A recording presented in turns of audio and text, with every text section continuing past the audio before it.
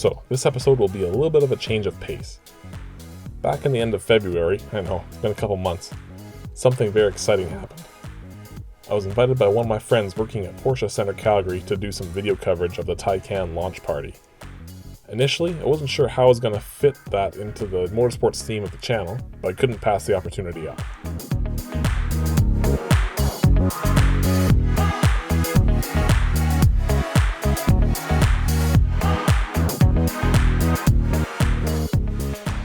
Now, this isn't a review of the Taycan. There's plenty of videos out there that can give you a better idea of how the Taycan performs.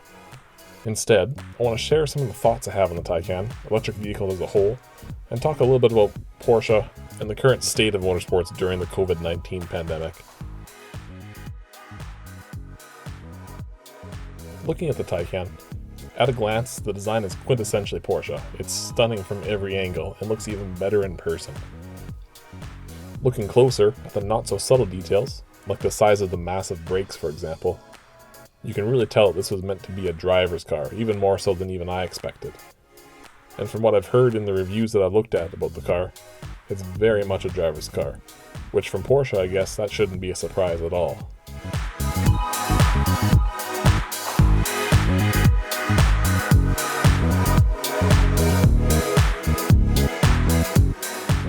Electric cars, I know, are still a much debated topic, but they do have their place in the world. And if the Taycan is an example of what the future holds for performance-minded EVs, count me interested. I'll still love my internal combustion engines in classic vehicles. That's a hole that an electric vehicle could never fill. But the Taycan is the first car that's really got me excited about electric cars.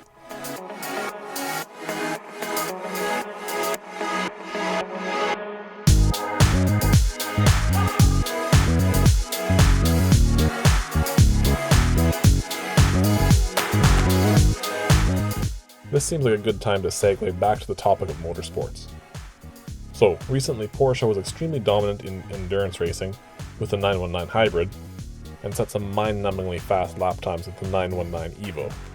But with the upcoming changes to the World Endurance Championship rulebook, dropping the LMP1 class which the 919 raced in, Porsche has now shifted gears and started competing in the 6th season of the Formula E Championship with the Tag Heuer Porsche factory team. Very fitting to coincide with the launch of the Porsche Taycan as far as I'm concerned.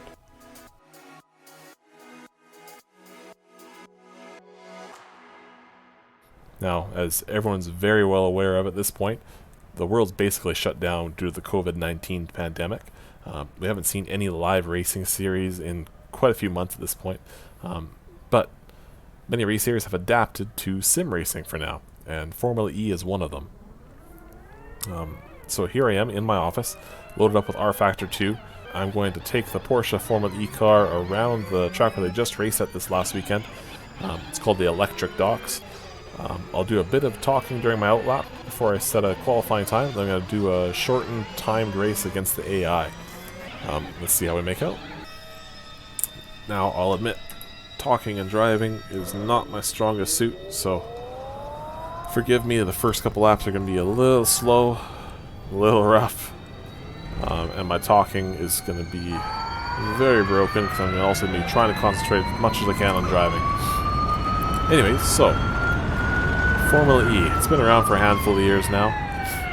6 years ago, back in the very first season of the series, I watched a race with my dad. I thought the concept sounded quite interesting for Formula E, but I just wasn't that impressed by it initially. The cars looked slow on track, and the sound just wasn't there. Now, I mean, that should come as no surprise. Electric cars are naturally going to be quiet.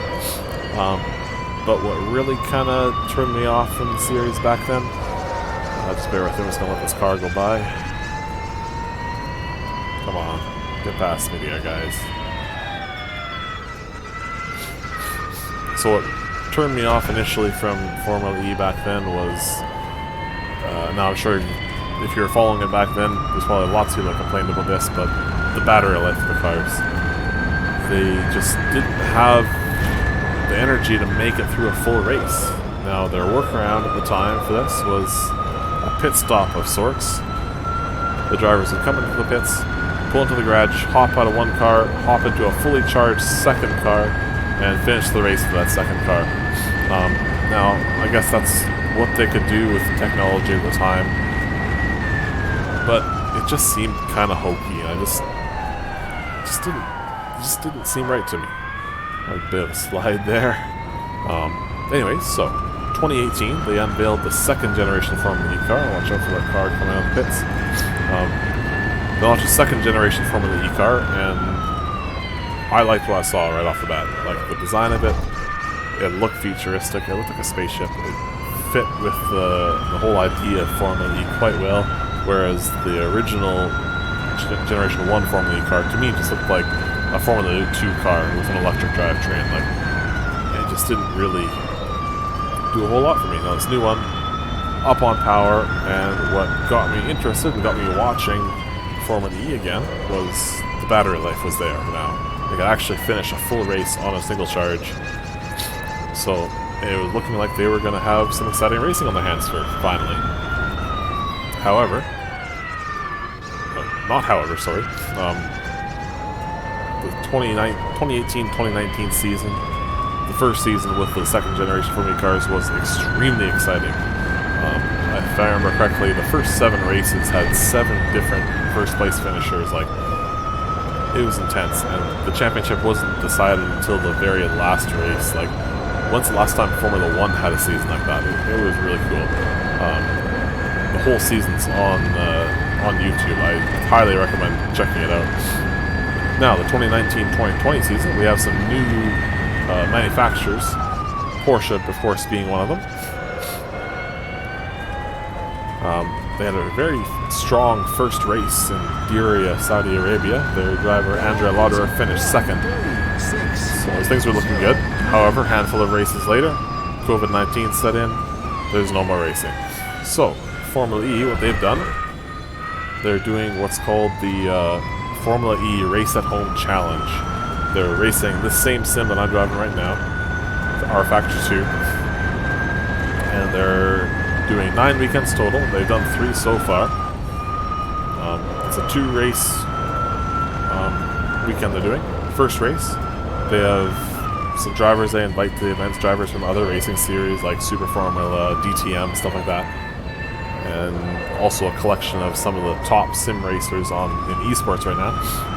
And then the second race, what's real exciting is they have basically the full grid of the actual real-life Formula E drivers racing against each other. And when there's no other motorsports to watch out there right now other than sim racing, it's pretty exciting to see the actual drivers of the championship racing together from their own homes. Like, it's pretty cool.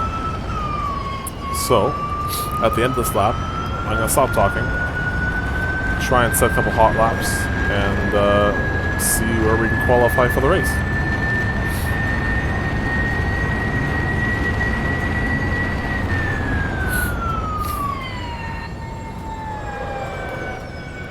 So we're on to the main straightaway here.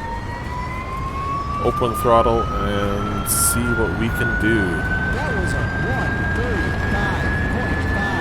1:35.5. That lap was a little rough. Let's see if we can do something a little better. I won't show you that lap. I'm too embarrassed. That was a 1:31.4. Okay, so braking early for the chicane. The exit chicane is very important because we have a flat out left-hand sweeper coming up first.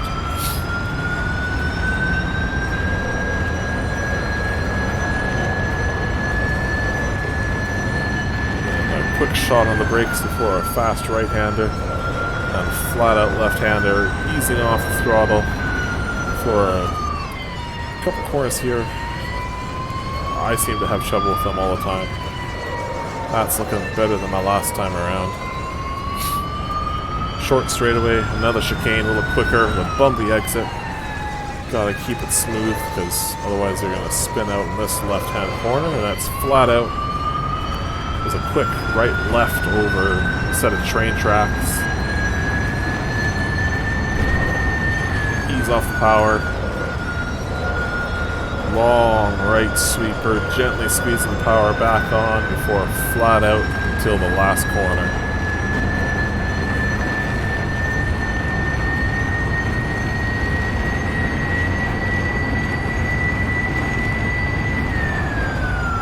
always seem to miss the apex in this corner, but we'll see how we make out. Not bad, not bad.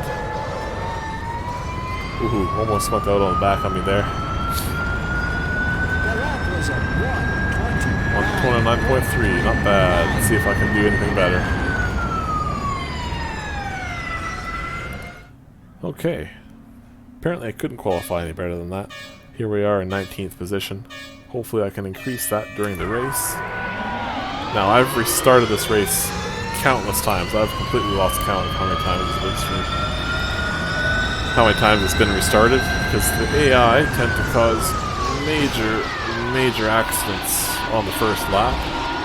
I'll try my best not to contribute to them myself. That was a little bit bold of me to make those passes, but we're through the first chicane incident-free. The next set of corners tend to have their own set of problems with the AI drivers too on the first lap, but once the field gets dispersed a little bit, we should be in the clear, so I'll keep my distance.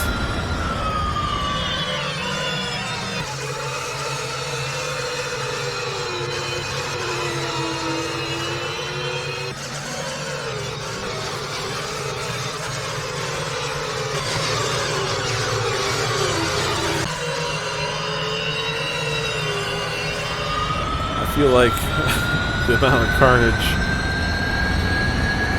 in this game with the AI is not totally uncalled for, because Formula E does tend to have their fair share of carnage, especially on the first laps. But I feel like the way the races are set up kind of lends to that a little bit, because you've got lots of cars on very tight confines of these street circuits. And of course, being street circuits with the barriers on either side of the track, you can't always see around the corner or what's going on up ahead, which results in bigger accidents than usual. However, with the Formula E Gen 2 car Evolution, which is coming out in 2021, apparently they're changing the bodywork up a little bit. It's going to be a little bit more fragile, so it's intended to self-regulate the amount of collisions between drivers. Oh boy, let's see if I can make it through there without problems.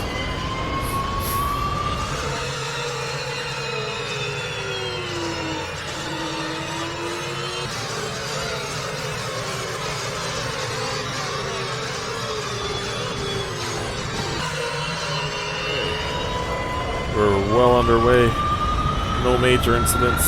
Not enough to cause full course yellows anyways.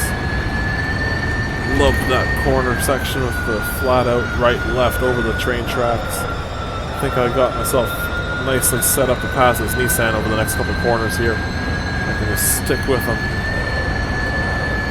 Get on the inside. Slip on by.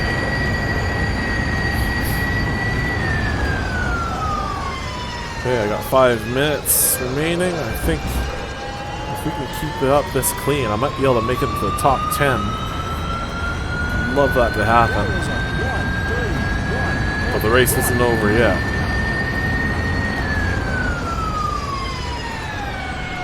A little bit of carnage going up ahead. Hopefully there's no full course cautions as a result.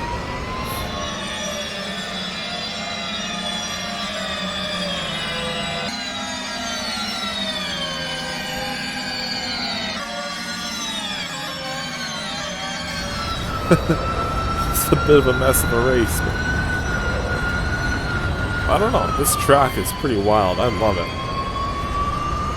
Street circuits are not my forte, but that's all there is in Formula E. And when it comes to street circuits, they've got some pretty wild ones set up. Like there's one in Switzerland in Bern, same city as where Toblerone comes from, interestingly enough, and it's a wild street circuit. Like, I love it. And Rome, the Rome E3, like, believe it or not, the cars get airborne. Like, well, you can only really see it from certain camera angles when they're down low, but all four wheels off the ground. Like, what other racing series of open wheel cars see them like get airborne. Like it's Formula One in the 60s and 70s. Yeah, you could see the cars get airborne, but we haven't seen that in ages. Like, Formula E is turning into something pretty interesting. Finally, I'd like to see it get even better.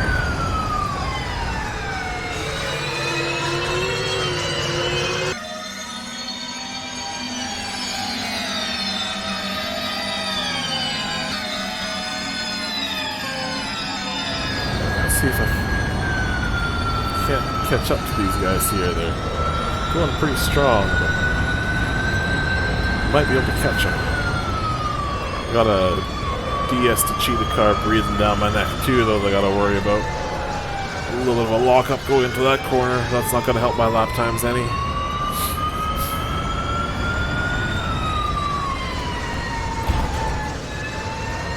Oh, lots of cars behind me. Something slowed them down. Now I can focus on the cars ahead.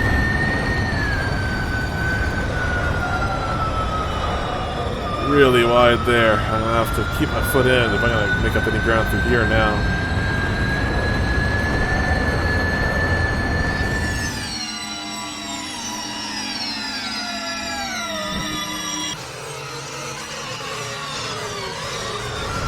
That is not how you do it.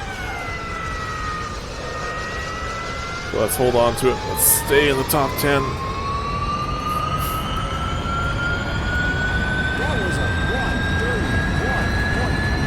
That was a bit of a mess.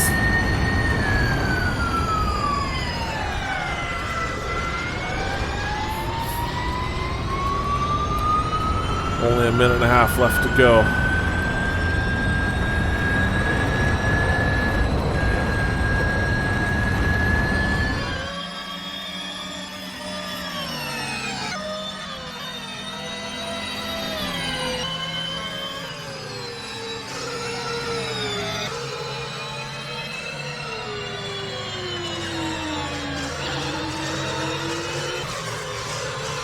Lost one position. Let's see if I can't get it back. Only about a lap and a half to go. We're in the top 10, but let's see if I can't get back into 9th.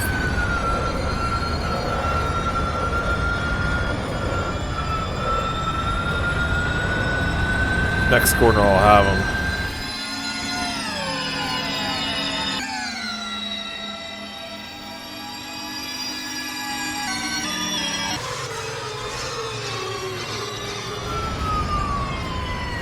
Played it a little cautious going in there. He's going to pass me back.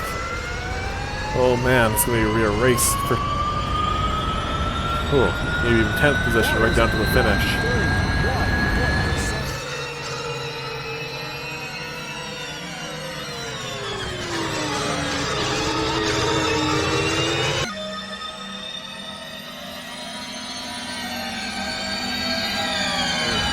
Fell back a little bit. Let's get back into the top 10.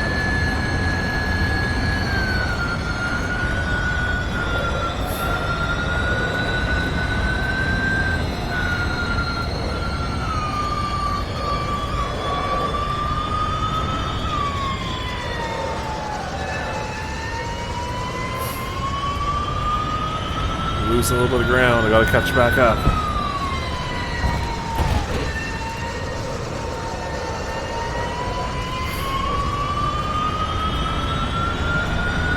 Oh, my heart's pounding. I don't know if I'm gonna be able to do this. I'll settle for 10th if I can do it.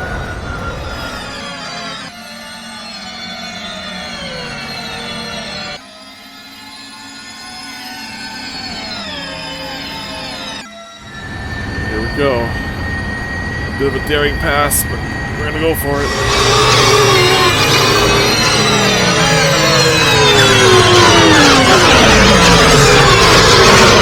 Oh man. That was way too close. Okay, that was a bit of a rough race. I'm glad I made it to the top 10 though. Thanks for sticking around. I hope everyone's staying safe and healthy during this COVID-19 situation. I know I've been a bit lacking on content, but with no motorsports going on, I'm trying to take what I have and stretch it out as long as possible. I have some ideas for some upcoming videos using some old footage from other events in the past. Stay tuned to see some of that coming up soon. And thanks again, and we'll see you next time.